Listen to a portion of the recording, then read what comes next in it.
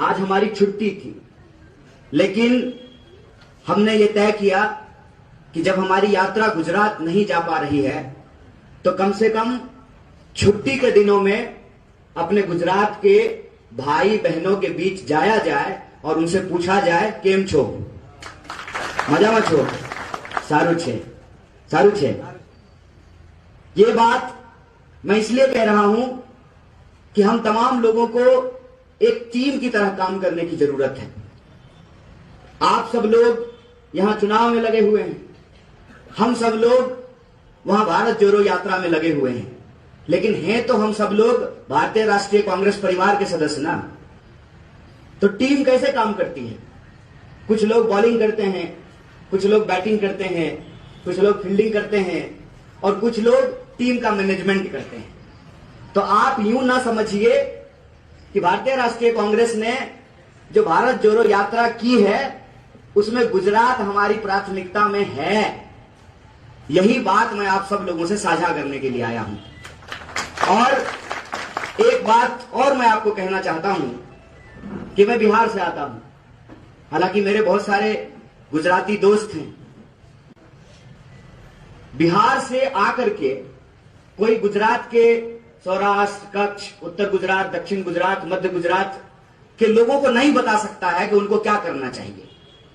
अरे आपने तो गांधी जैसा महान विभूति पैदा किया है, आपने तो सरदार पटेल जैसा महान विभूति पैदा किया है, तो कोई बाहर से आकर के आपको ये नहीं बता सकता है कि गुजरात को क्या करना चाहिए।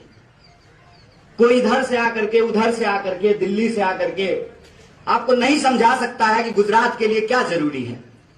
मैं समझता हूं कि गुजरात तो एक ऐसा राज्य है कि आप आज करते हैं, दुनिया उसको परसों करती है। तो आपको क्या करना चाहिए ये आप बखूबी जानते हैं।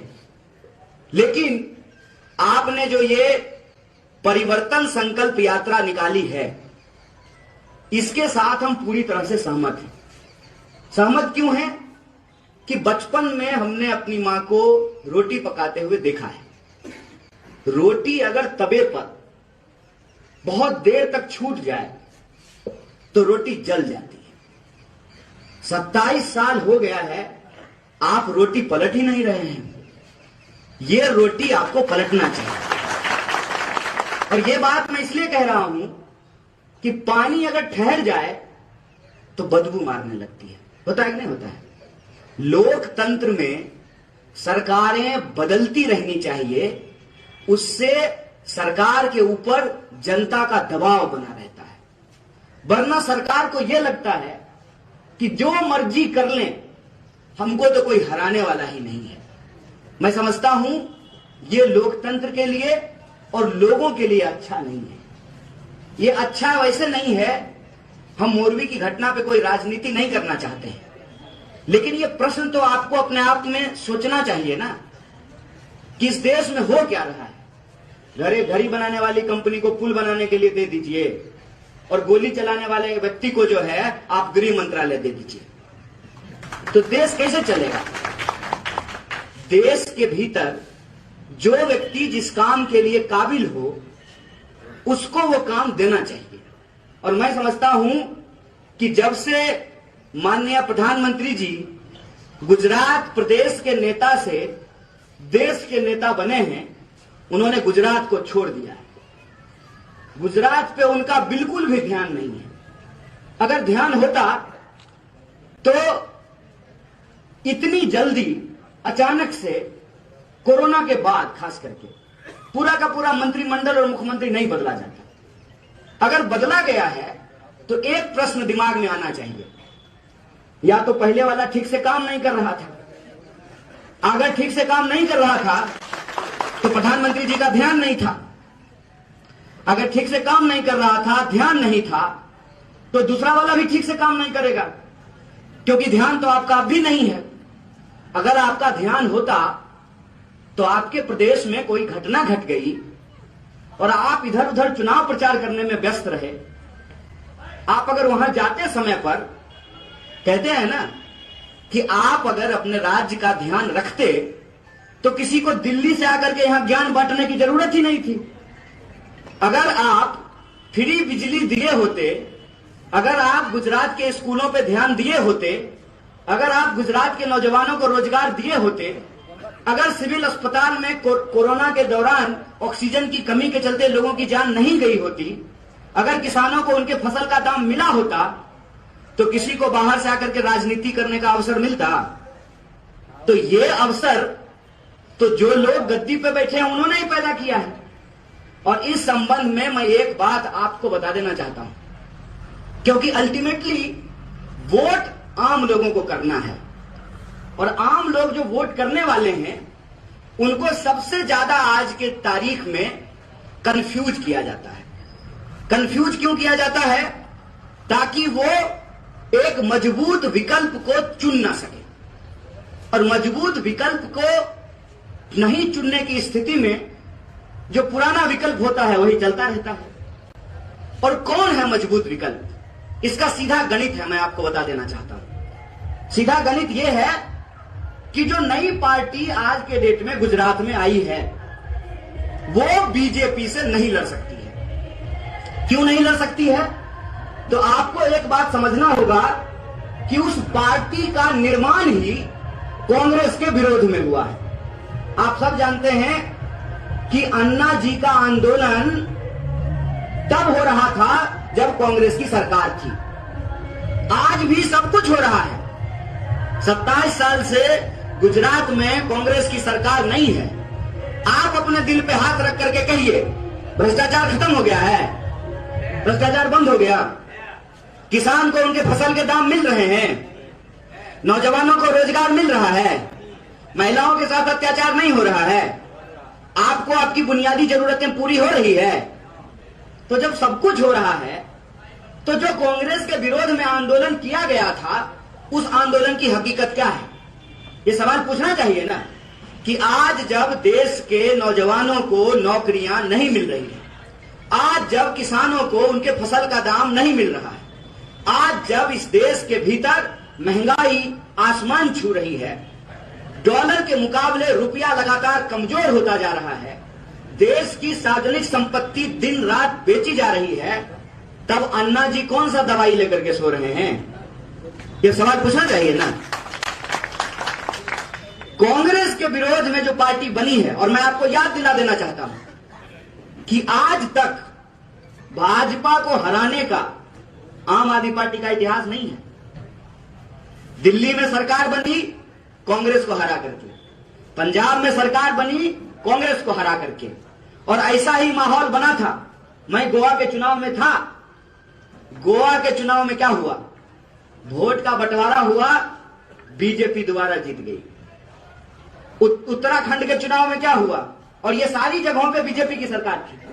वोट का बंटवारा हुआ, बीजेपी जीत गई।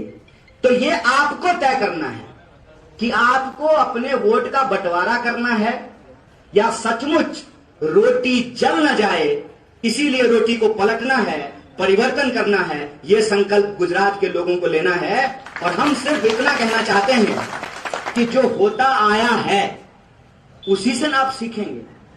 हो तो यही रहा है कि कांग्रेस एक मजबूत विकल्प बन सकती है, लेकिन तमाम कांग्रेस विरोधी ताकतें एकजुट होकर के किसी भी सूरत में भारतीय राष्ट्रीय कांग्रेस मजबूत विकल्प ना हो जाए, इसकी पूरी कोशिश की जाती है। और आज हम देख क्या रहे हैं, जो लोग बेईमानी से देश का पैसा चोरी किए हैं, देश की संपत्ति लूटे हैं, उनको ईडी से डराया जाता है। ईडी से डर करके या अपना ईमान बेच करके लोग भाजपा में शामिल हो जाते हैं। आज आपके सामने एक ऐसी आवाज है जो भाजपा के सामने झुकने के लिए तैयार नहीं है। जिसने एक पैसे की चोरी नहीं की उसको ईडी और सीबीआई से डर नहीं लगता है। इसीलिए अगर आप मजबूत विकल्प चाहते हैं तो आपके सामने एक विकल्प है, और वो विकल्प ये है कि पिछली बार भी कुछ सीटों से गुजरात में सरकार नहीं बन पाई। तो आप बताइए, जिसको 12 सीट कम है, जिसको 15 सीट कम है, वो भाजपा को ज्यादा सक्षम तरीके से हरा सकता है कि जिसको एक भी सीट नहीं है वो भाजपा को ज्यादा सक्षम तरीके से हरा सकता है? ये फैसला आपको लेना है। बाकी एक बात हम आपसे जरूर कहेंगे कि हम देश में घूम जब रहे हैं तो सब तरफ लोग एक बात कहते हैं कि अगर इस देश में कोई राजनीतिक बदलाव होगा तो उस राजनीतिक बदलाव की शुरुआत गुजरात से होगी। ये बात लोग जरूर कहते हैं। लोग कहते हैं कि भारतीय राष्ट्रीय कांग्रेस के खिलाफ जब एक माहौल बना था उसकी शुरुआत भी गुजरात के हॉस्टलों से हुई थी। और आज जब देश एक परिवर्तन महसूस कर रहा है उसकी शुरुआत भी गुजरात से होनी चाहिए, क्योंकि एक बार गुजरात नहीं, अगर गुजरात मॉडल का पर्दाफाश कर दिया तो पूरे देश में झूठ का बोलबाला नहीं चलने वाला है।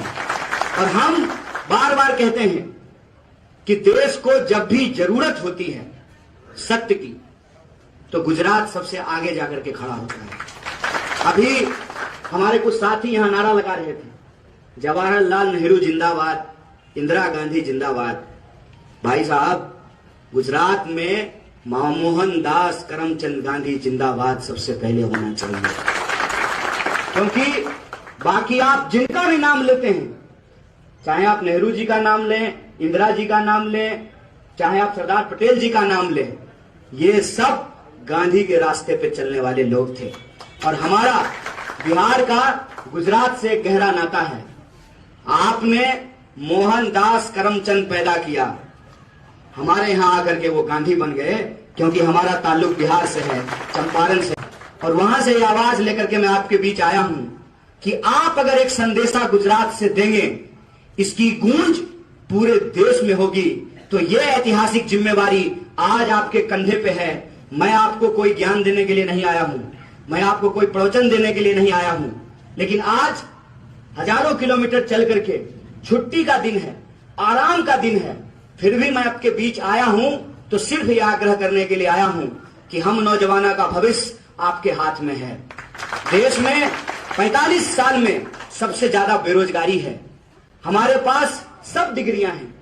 ट्रेनों में भेड़ बकरियों की तरह ठूस करके हम परीक्षा देने के लिए जाते हैं, और जब एग्जामिनेशन हॉल में पहुंचते हैं तो पता चलता है कि कोई जो सटोरिया है, कोई स्कैमर जो है, घोटालेबाज जो है, वो सरकार के साथ हाथ मिला करके प्रश्न पत्र को लीक कर दिया है।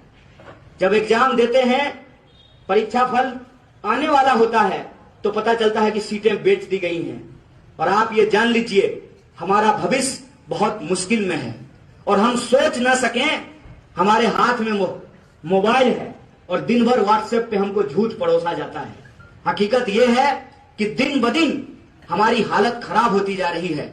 इसीलिए उस नौजवान के बिहाफ पे मैं गुजरात के नौजवान से और आप तमाम बुजुर्गों से यह अपील करने के लिए आया हूं, देश बचाने की जिम्मेवारी आपके हाथ में है।